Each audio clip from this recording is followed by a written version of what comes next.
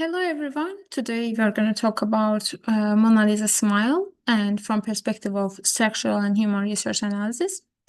When we look at Mona Lisa smile, it may initially seem like a simple clash between a traditional model structured college and progressive teacher. However, using Bolman and Deal structure and human resource frames, we can see that deeper we go, it's not just a personal conflict, but it is organizational management issue, misalignment, let's say.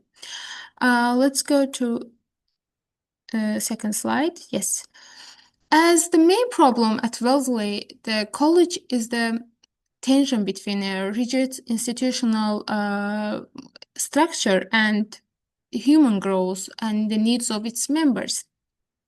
Although Wellesley presents itself as an elite and progressive academic institution dedicated to intellectual excellence, its underlying purpose is not, it doesn't really align with that. Its underlying structure is designed to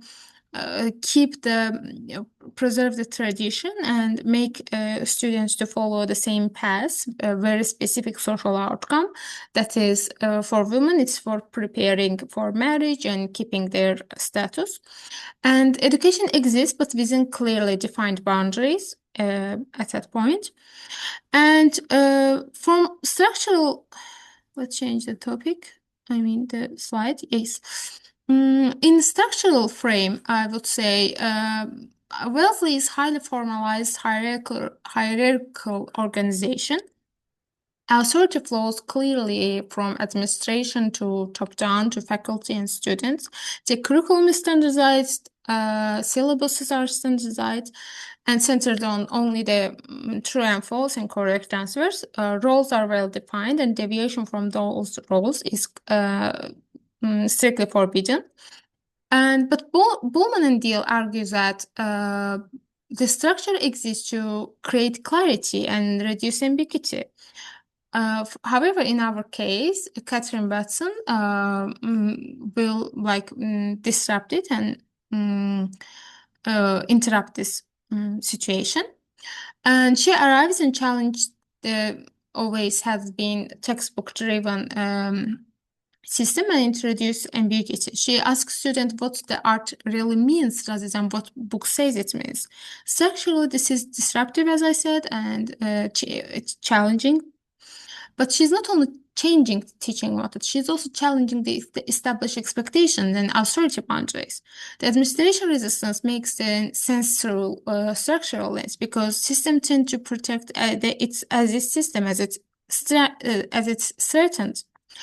And the gender norms are also embedded in the institutional design because the expected life path, again, as I said, graduate, marry well, and maintain status is not just cultural, it's structurally reinforced through rewards and, again, that social approval, social applause, let's say. And this creates a closed system that resists change. And let's go into human resources frame. As I said, shifting to human resources frame, it's the issue become one of its poor fit or good fit problem because Bowman and Deal emphasize that organization and people need each other in mutual way. When fit is good, they both will thrive. But at Wellesley, many students are intelligent and capable of many things, potentially ambiguous, but however, the institutions subtly prioritize belonging and security and social conformity over their self-actualization, like we talked about as Maslow hierarchy. And at this point, as I think I mentioned, what is, yes, as we go to Catherine's operation from, as McGregor describes theory Y assumptions, she believes students are capable of self-actualization and self-driven, their intrinsic motivation. But the institution, however, doesn't really believe to that. It really aligns with the lens of theory X, because it relies on control and predictability and compliance rather than being innovative and some new ideas. We can also see Herzberg's distinction between hygiene factors and motivators. Wesley provides prestige and stability, and did I? Yes.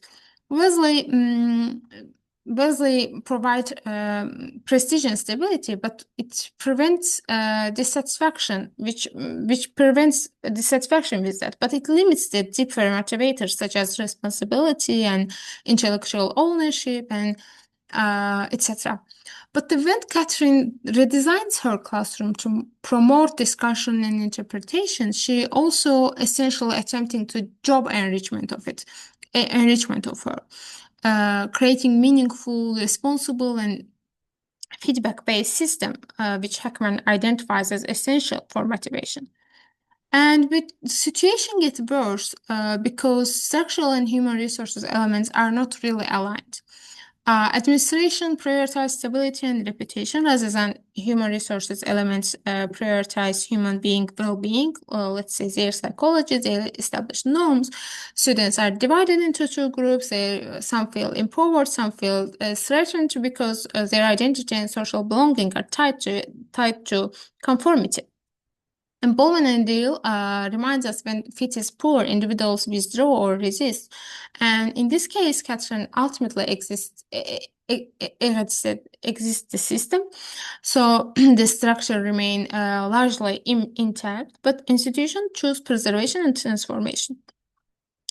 And when it comes to what I will do, the recommendation and some key points, I would say if I were in Catherine's position, I would still promote the critical thinking and self-actualization, autonomy, but rather than doing it like in straightforward manner, not aligning with administration, I wouldn't choose that. I may start from structural perspective, but I would first build alliance and alliance with faculty and seek some administrative help.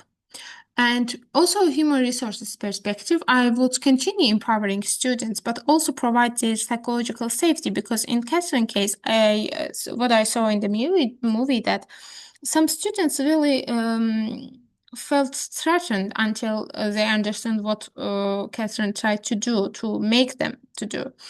And because, as we say, growth never must feel like exile. As leaders, I will prefer a balance and I will prefer balance between challenge and growth.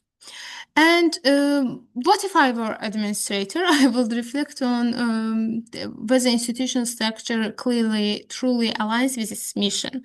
Like Bowman and Deal argue the organization exists to serve human needs. If we as a college, Wellesley College, we don't really serve those needs. There will be nothing like intellectual excellence and like keeping traditions. They will not helpful to both those students and those community. And with that, structure should also allow for ambiguity and space, give them space to grow with innovative ideas. And ultimately, Mona Lisa Smart demonstrate that effective leadership requires balancing those frames, as I mentioned.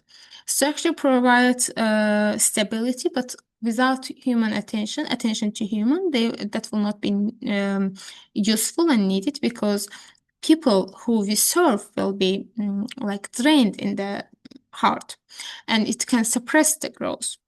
And sustainable change requires integrating both structural and human resources frame. As a good leader, we all need to